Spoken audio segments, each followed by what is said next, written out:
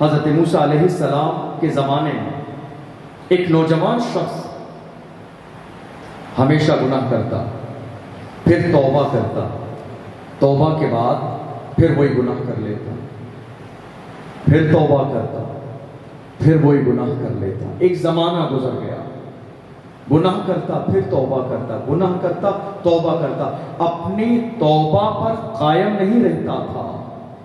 گناہ جب زیادہ ہوئے، لوگ پریشان ہو گئے، بے حیائی کا ماحول پورے علاقے میں پھیلنے لگا۔ جب لوگ پریشان ہو گئے، اللہ کی بارگاہ میں دعا کی، پروردگار عالم اس گناہ کرنے والے انسان سے ہماری حفاظت فرما۔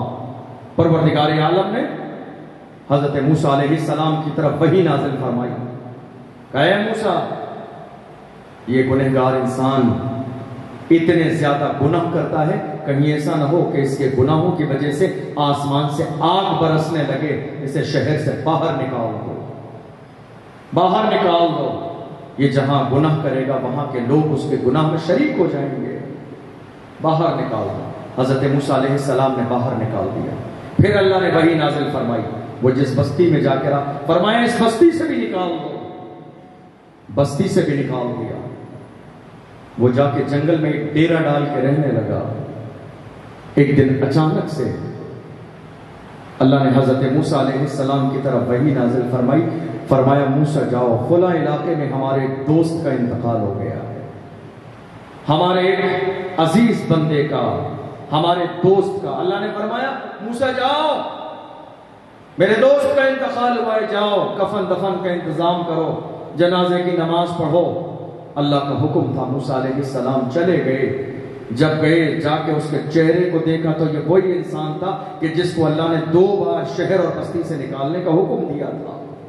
حیرت میں پڑ گئے موسیٰ علیہ السلام، اے اللہ یہ تو وہی بندہ ہے، یہ وہی بندہ ہے کہ جس کو تو نے چند دن پہلے نکالنے کا حکم دیا تھا۔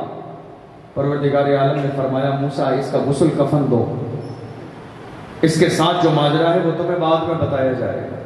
کفن دفن ہو گیا، جنازے کی نماز ہو گئی۔ اس کے بعد حضرت موسیٰ علیہ السلام نے کہا اے اللہ مجھے یہ ماجرا سمجھ میں نہیں آیا، چند دن پہلے تو اس کو نکالا گیا بستی سے اس کے گناہوں کی وجہ سے، اور آج تو نے خود مجھے بھیجا یہ کہہ کر میرے دوست کا انتقال ہو گیا ہے۔ اے اللہ اس نے اتنے تھوڑے سے زمانے میں ایسا کون سا عمل کیا کہ یہ بندہ تیرا دوست بن گیا؟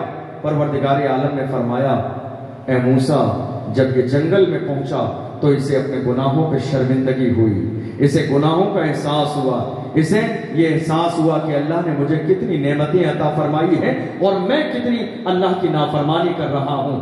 جب اسے اپنے گناہوں پہ شرمندگی ہوئی تو اس نے تنہائی میں میری بارگاہ میں رو کر گر گڑا کر سچے دل سے توبہ کی، اور سچے دل سے جب اس نے توبہ کر لی، توبہ کرنے کے بعد موت آئی، اور اے موسیٰ جو سچے دل سے اپنے گناہوں سے توبہ کر لیتا ہے وہ میرا دوست بن جاتا ہے۔